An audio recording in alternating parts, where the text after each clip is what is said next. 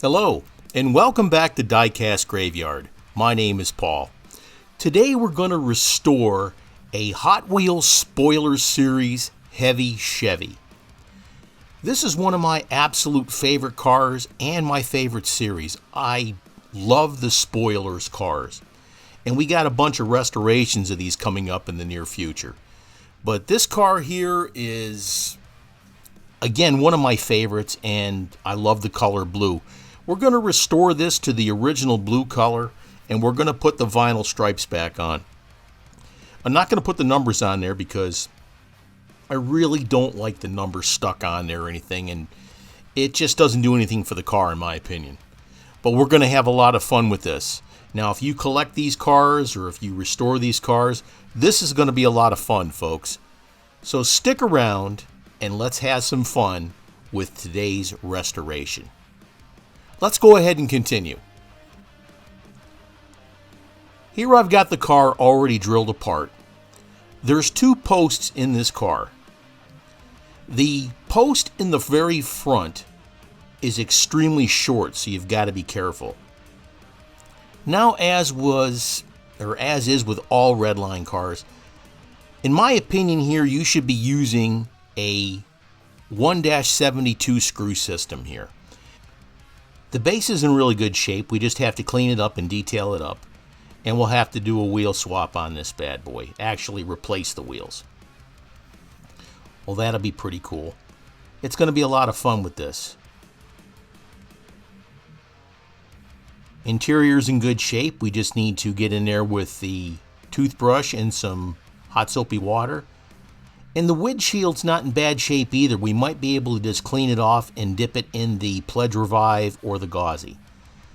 Now the body, we definitely got to strip that down, and we're going to have to pull that engine out of there.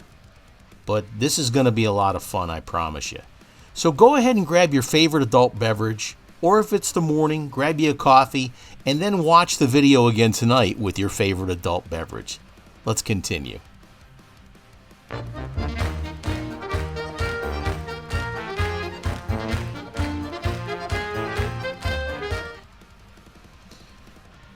We're going to take the body and we're going to put it in some embalming fluid, or in this case, citrus strip. Now, citrus strip is a pretty good product. It's not expensive and you can get it readily at Walmart. Go ahead and get the body covered inside and outside. Now I got to wipe that off. Make sure it's covered completely and let it set for a while.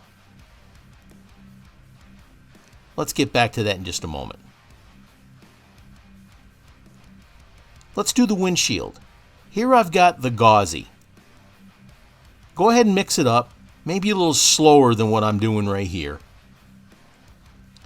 because it'll make bubbles inside the bottle and you don't want to go ahead and have bubbles all over your windshield. I've already cleaned this up a little bit, but we're going to dip it in the Gauzy and it's going to coat the windshield. Now this stuff is made for the modeling industry and to help protect glass and make it shiny. Go ahead and get off the excess and then take your plastic windshield and just touch it to the side of a paper towel. This will take off the excess fluid, or as it's called, wicking. Like I said, go ahead and drain that off and dip it off, and then let it set. The longer you can let it set, the better. This is going to turn out excellent. Don't forget to hit that subscribe button and click on that little bell to be alerted to any future videos that come out.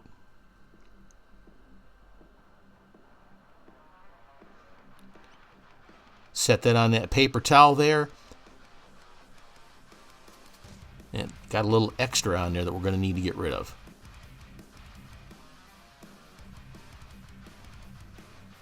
Just didn't seem to want to let go. Go ahead and cover that up so you can keep it protected from all the dust bunnies that might jump on top of it, and you're good to go. Now we got the base. It's a little bit oxidized, so we're going to stick it in the mixture of lime away and water. Now this is a muriatic acid, folks. You don't want to get this on your skin. Let this set in there for about 3 to 4 minutes, but keep an eye on it. Let's go ahead and speed this up. I know that this part is kind of boring, but it's still something that's cool to watch.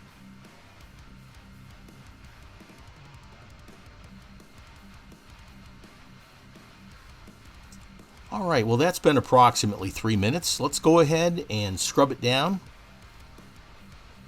There we go, zoom out so you can see. I should have 2 gloves on here, I've only got 1. But the important thing, I have my eye protection on. You don't want to get this stuff in your eyes, folks, because it will definitely hurt you. Go ahead and scrub it down with your brass brush. Try not to use a steel brush, because if you do, it will really scratch your surface, and those scratches are awful hard to get out when they're really deep. So a brass brush is a lot softer, and it's not going to leave as deep marks on there as you would if you were using a steel brush. Now let's get that to the sink and rinse it off with soapy water, and that'll be all done. Here we've got the base. Let's go ahead and get these wheels off. I've got 4 brand new meats to put on here. Go ahead and put your thumb on either side and push firmly. Now folks, this is something you're going to have to play by ear.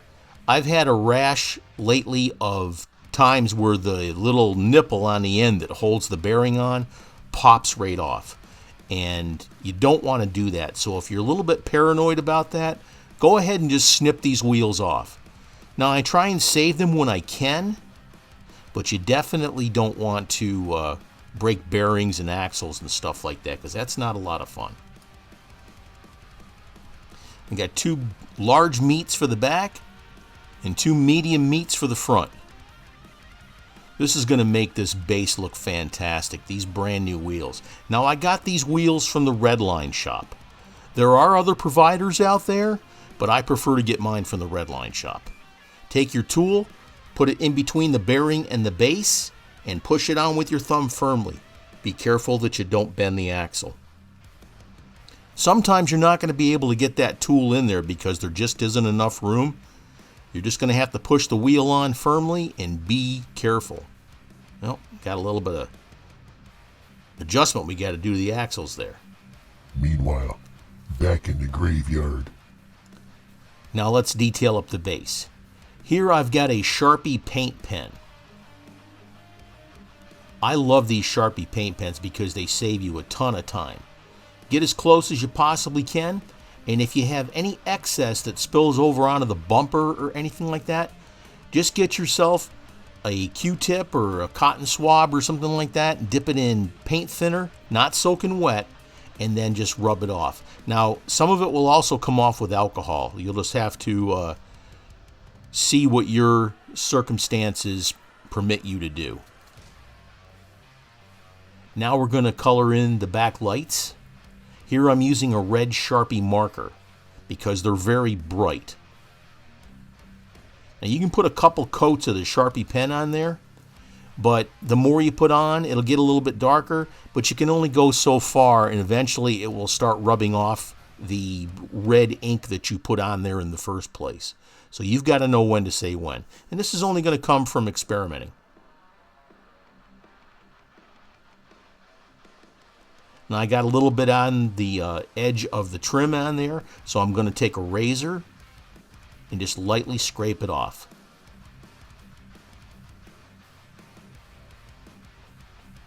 That's looking excellent. There you go. That's sweet. Now you could paint in the back end black if you wanted to, but that's up to your own taste. Some cars have them painted in, some don't. I think I am going to paint in the back end though, because that's the way I like it to look. And there it is. Again, it's up to your own taste. Let's move on. Let's go ahead and polish up the body. Here we'll put on some flitz polish and we'll buff it to a really high shine. Now this is probably, in my opinion, folks, the most important step, especially if you're going to be using Spectraflame paints. The shinier you get your finish, the better the Spectre Flame paint is going to show that finish underneath. Take your time, go over the car with your polishing bonnet, and if you need to put on a little bit more flitz, put some more on and keep polishing. You don't need to put a lot on there though. This is starting to shine up really, really nice. The other thing, make sure that you're not using your Dremel at high speed. You're not accomplishing anything by turning that thing up as fast as it'll go. The polish works good when you use the buffing method of the Dremel. Now again, if you have to put a little bit more on there, go ahead and do that. And it'll look really, really nice. When you're done with this, you want to take it to the sink and use soapy water and a toothbrush and scrub it down and get all that extra polishing compound off there. And then when that's done, you'll want to do it again, scrub it down, but this time with a degreaser. Now I happen to use Zep degreaser. It's a citrus-based degreaser, and it works fantastic. But the best part is it doesn't really have a harsh effect on your skin, and I like using the Zep degreaser. A lot of the other degreasers, they tend to dry out your skin and like that, so something to think about and something to be careful of. This is really starting to look nice.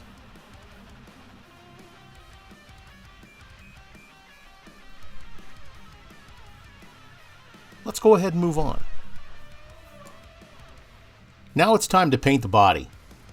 Here I've got the body all cleaned off and ready to go. I'm using Spectre Flame Blue. I absolutely love the Spectre Flame paints from the Redline shop. Start out by putting some tack coats on the car, light mist coats. You want to build up the layers.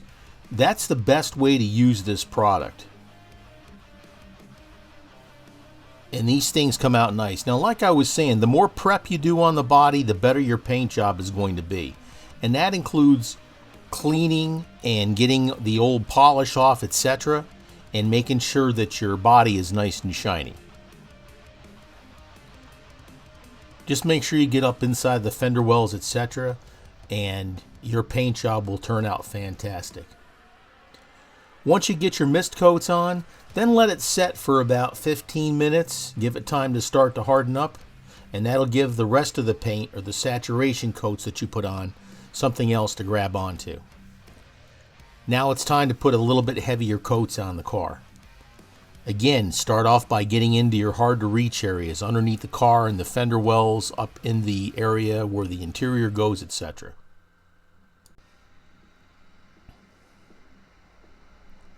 I like my blue a little bit darker when I go to put this on.